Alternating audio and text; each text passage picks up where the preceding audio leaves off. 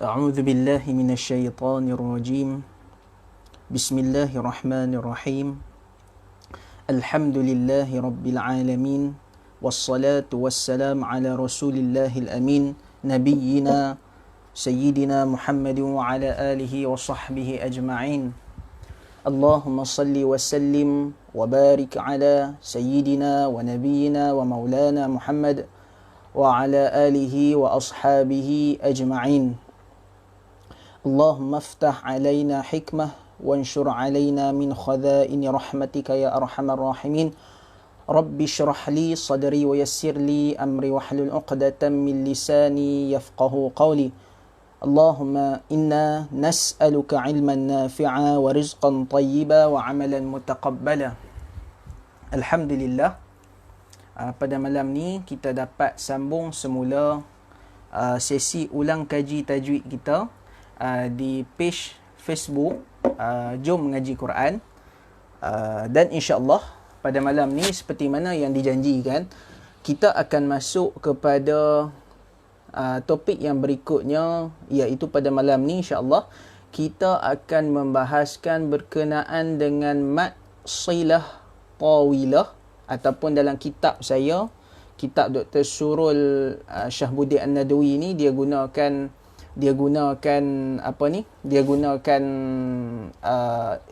nama tajuk ni mad silah kubra. Dan juga topik yang kedua pada malam ni yang mana kita akan ulang kaji, iaitu berkenaan dengan hukum mad badal. Mad badal. Dan insya-Allah tanpa melengahkan masa lagi, kita terus masuk kepada perbincangan yang kita nak bincang pada malam ni. Dan insya-Allah saya akan cuba untuk tak berapa nak rujuk kitab sangat. Kita akan cuba terang setakat mana yang kita mampu insya-Allah berkenaan dengan kedua hukum ni. Malam ni kita letih sikit, tak tahu siapa tak kurang minum air kot malam ni. Dia jadi macam mandom sikit. Okey, yang akan kita bahaskan sekarang adalah berkenaan dengan mad silah tawilah.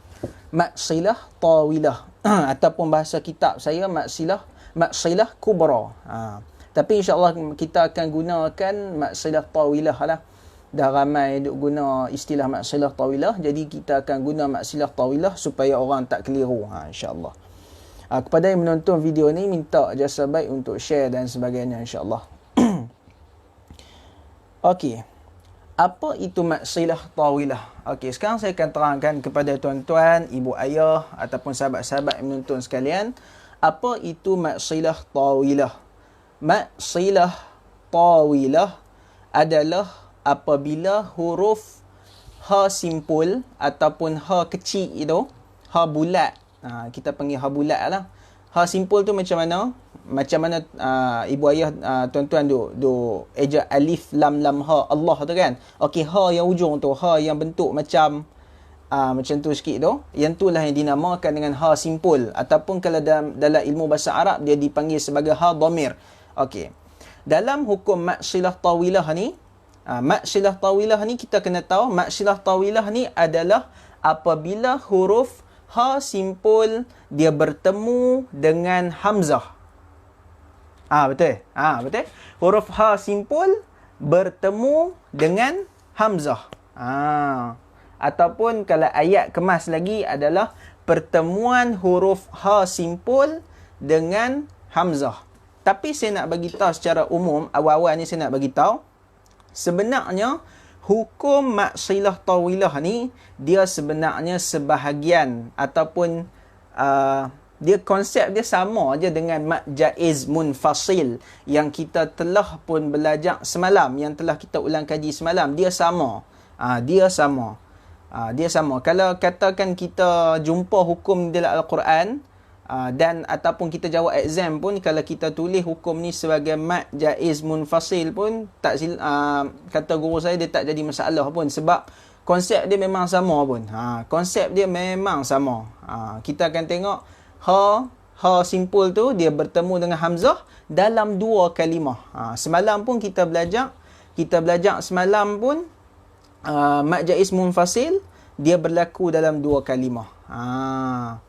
Dan saya lupa nak sebutkan tadi, Pada perbahasan sebelum ni, masa kita bahaskan berkenaan dengan mat asli, kita dah belajar berkenaan dengan mat silah qasirah.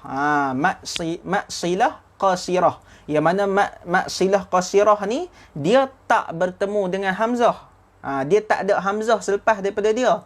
Tapi yang malam ni, kita nak belajar hukum ni, mat silah tawilah ni dia adik-beradik kepada mat silah qasirah yang kita belajar sebelum ni tu.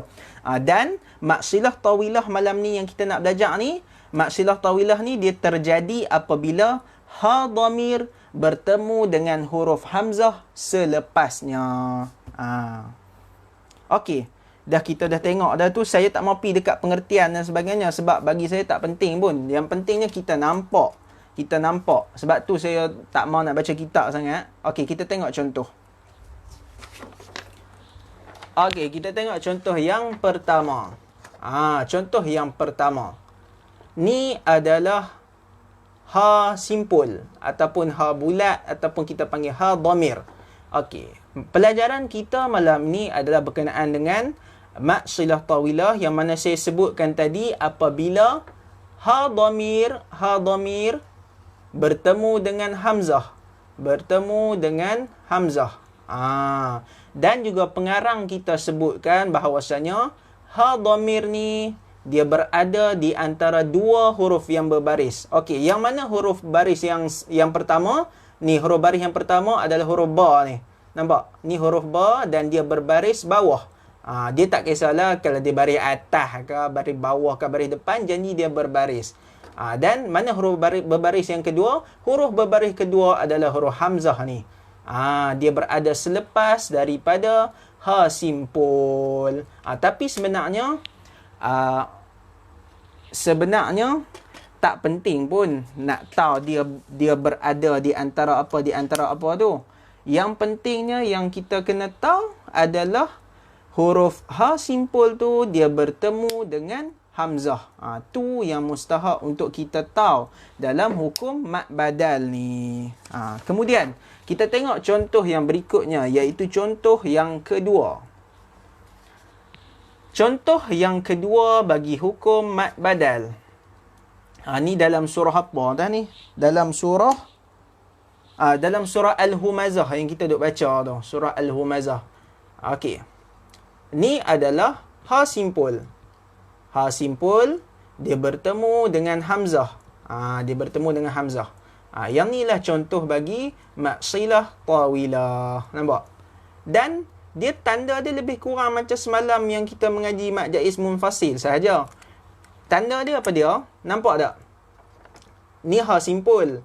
Lepas ha simpul dia akan ada waw kecil ni. Waw kecil ni sebenarnya lebih kurang macam waw besar saja. Yang pentingnya ni nampak dia ada tanda panjang atas ni. Dia ada tanda panjang ni. Ni yang penting. Yang nak menentukan jumlah panjang dia. Jumlah harakat panjang dia. Nampak ni? Nampak tu? Dia ada tanda panjang ni. Okey. Jadi berdasarkan dua contoh yang kita dah tengok tadi, saya yakin insya-Allah para penonton sekalian, ibu ayah, tuan-tuan dan puan-puan yang menonton akan faham dan nampak gambaran dia dengan mudah insya-Allah. Kemudian antara tanda yang penting untuk kita nak tahu berkenaan dengan mat silah tawilah ni, senang saja. Dia memang lebih kurang macam mat jaiz munfasil. Lepas daripada ha tu, dia ada huruf mat. Tapi huruf mat dia kecil je. Dan dia ada tanda mat panjang atas tu. Dia ada tanda mat panjang. Macam saya dah tunjuk dah tadi tu. Kemudian, berapa harakat kita nak kena baca dalam hukum mat silah tawilah ni? Jumlah harakatnya sama dengan mat jaiz munfasil semalam, iaitu dibaca 4 ataupun 5 harakat. Ya, Ustaz Ajwad Bakri, alhamdulillah tamu tuan clear. Okey, terima kasih. Jumlah harakat dia sama dengan mat jaiz munfasil yang kita mengaji semalam, iaitu 4 ataupun 5 harakat.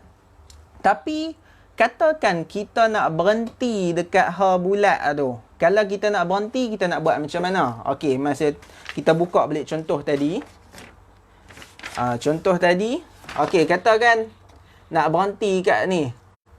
dekat lahu ni, kita nak berhenti macam mana? Kalau kita nak berhenti, kita kena sukunkan huruf ha ni. Dia akan menjadi bunyi annamala. Dia akan jadi bunyi macam tu saja. Macam atas ni pun, kalau kata kita nak berhenti dekat wakafa bihi ni, kita nak berhenti dekat hi ni. Hi ni kita hanya sukunkan saja. Dia akan jadi wakafa bih. Itu sahaja yang penting berkenaan dengan hukum mat silah tawilah pada malam ini. Saya ulang balik. Pelajaran dia simple saja. Saya tak mau baca kitab sangat. Kita nak bagi simple saja. Mat silah tawilah adalah apabila huruf mat. Huruf mat apa dia? Bukan huruf mat. Apabila huruf ha. Huruf ha simpul bertemu dengan hamzah. Saya ulang. Mat silah tawilah adalah apabila huruf ha simpul bertemu dengan hamzah. Dan dia ni nak sama macam mat jaiz munfasil. Kalau kata dalam periksa kita nak jawab mat jaiz munfasil pun betul saja, tak ada masalah. Cuma ulama asingkan saja untuk kita nak tahu saja. Dan jumlah harakat dia pun sama macam mat jaiz munfasil, iaitu dibaca 4 ataupun 5 harakat. Okey. Maka saya rasa 4 okey. 5. Okey, seterusnya kita pergi pada bahagian penamaan. Apakah maksud silah? Kan kita sebut mat silah tawilah. Silah tu bermaksudnya dipanjang bacaan dengan 4-5 harakat bila mana kita baca secara wasal saja. Dia nak habaq dia, pengarang kita nak habaq. Dia dinamakan silah sebab apa? Hukum mat silah tawilah ni dia hanya berlaku ketika mana kita menyambung bacaan. Dia tak berlaku ketika mana kita mewaqafkan bacaan. Kalau kita waqafkan bacaan, kita tak bacalah dengan 4-5 harakat. Sebab apa? Sebab kita sukunkan ha tu. Tu sahaja. Dan dinamakan kubra ataupun tawilah sebab apa? Sebab dia bertemu dengan hamzah. Dia berbeza dengan mat silah sughra. Mat silah sughra dia tak bertemu dengan hamzah. Ataupun mat silah qasirah sebelum ni tu, dia tak bertemu dengan hamzah. Jadi jumlah harakatnya hanya 2 harakat.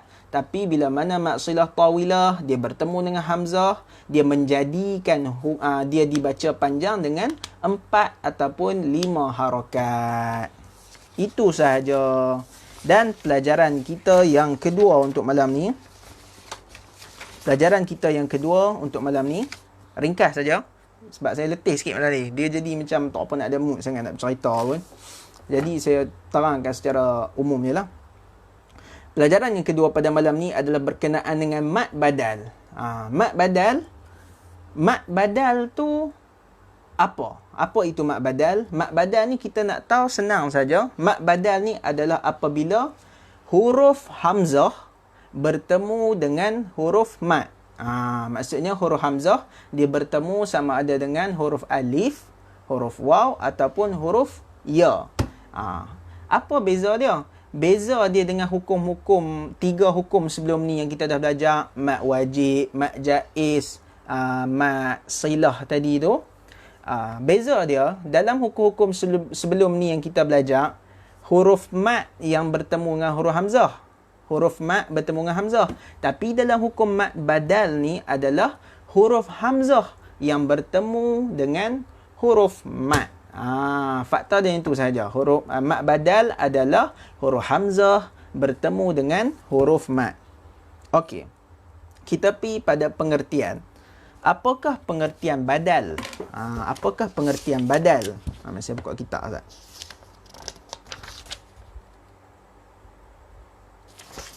Pengertian badal adalah tukar. Tukar. Pengertian badal ni adalah tukar.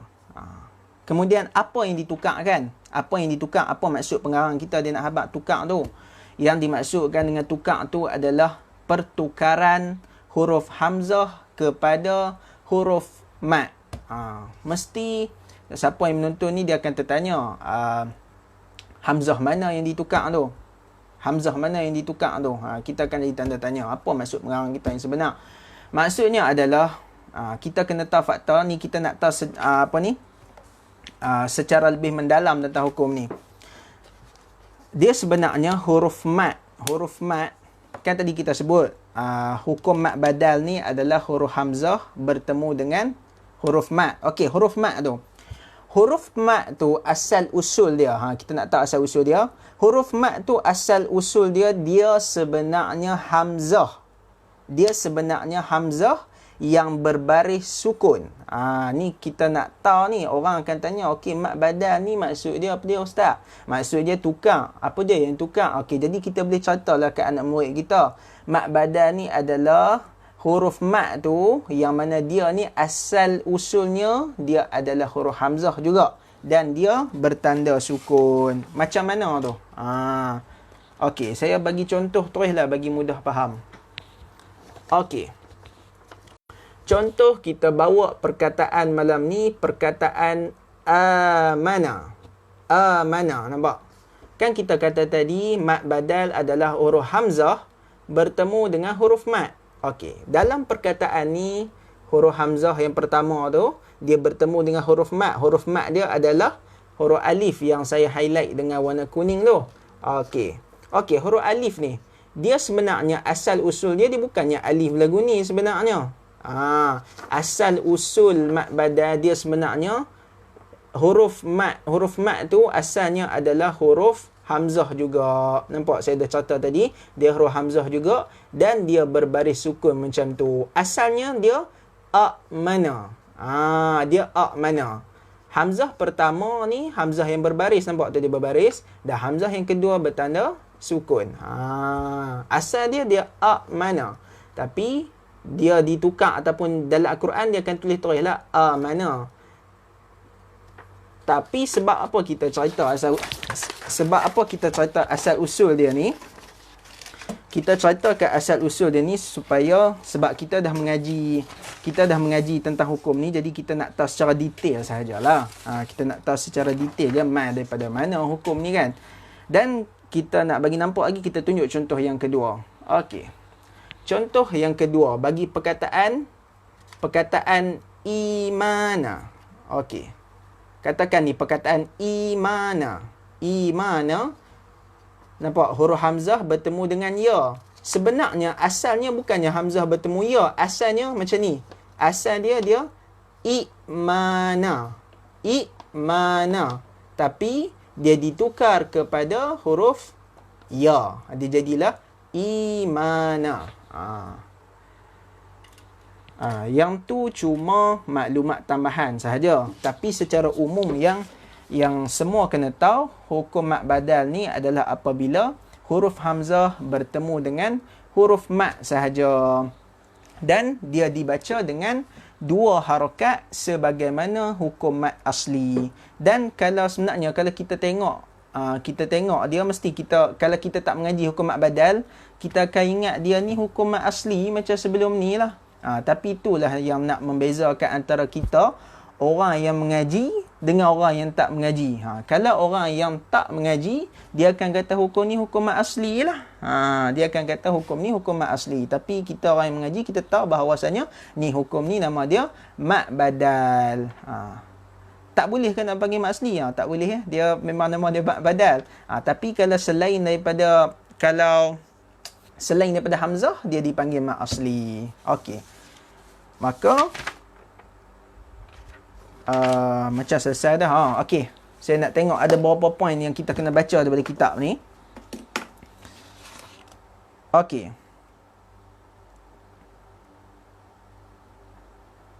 Okey, sebab apa kan tadi kita dah habaq hukum mat badal ni huruf hamzah, dia asal usul dia hamzah bertemu hamzah. Dia asalnya ada dua hamzah. Tapi pasal apa ditukarkan dia hamzah bertemu dengan huruf mat? Pasal apa? Okey. Pengarang ni tulis pertukaran ini dibuat kerana sukar melafazkan dua huruf yang sama. Dia kata sebab apa ditukarkan dia jadi hamzah bertemu dengan huruf mat? Sebab apa? Sebab susah kita nak lafaz dua huruf yang sama ni. Dia akan jadi amana. Macam tadi tu mana, dia jadi tak berapa nak sedap lah. Jadi ulama tukar dia jadi hamzah bertemu dengan huruf mat. Walau bagaimanapun pertukaran itu tidak kelihatan pada tulisan, ia berlaku pada asal hakikat perkataan itu sahaja. Kerana itulah mat badal itu kelihatan sama bentuk penulisannya dengan mat asli. Pengarang kita kata apa, dia cuma yang tu, dia asal usul dia sahaja yang kita nak tahu. Tapi dalam Al-Quran dia dah ditulis dengan bentuk yang mudah kita nak kenal lah, dan dia hampir sama pun dengan mat asli. Kita tak perlu nak pening. Fakta yang kita kena tahu, mat badal ni adalah huruf hamzah bertemu dengan huruf mat, tu sahaja. Contoh perkataan dia, amanu hamzah bertemu dengan alif. Lepas tu imana hamzah ya mim alif nun, imana. Nampak? Awal tu hamzah bertemu dengan ya. Tu mat badal lah tu. Imana. Tu mat badal lah. Kemudian, kalau kita jumpa dalam Quran, udhu. Awal tu, tu. Hamzah bertemu dengan waw. Tu mat badal lah tu. Alhamdulillah, maknanya pengajian dua ulang kaji kita malam ni dah selesai, iaitu mat silah qasirah dengan mat silah tawilah dengan mat badal. Maka kita telah selesai lah dalam sesi ulang kaji kita pada malam ni. Cuma saya nak sebut lain, mat silah tawilah yang tadi kita mengaji tadi, mat silah tawilah adalah apabila huruf ha simpul ataupun ha bulat tu bertemu dengan hamzah. Dan tak perlu nak confuse, dia ni sebenarnya lebih kurang dia macam mat jaiz munfasil. Kalau kita nak kata dia mat jaiz munfasil pun tak jadi masalah. Cuma beza dia kat mana? Beza dia huruf ha tu je lah. Ulama asingkan sebab dia huruf ha tu je. Dan penutup pelajaran malam ni kita dah belajar berkenaan dengan mat badal. Beza mat badal dengan 3 hukum yang kita mengaji sebelum ni adalah, 3 hukum mengaji sebelum ni adalah huruf mat bertemu dengan hamzah. Tapi mat badal adalah hamzah bertemu dengan huruf mat. Dan panjang dia 2 harakat sahaja.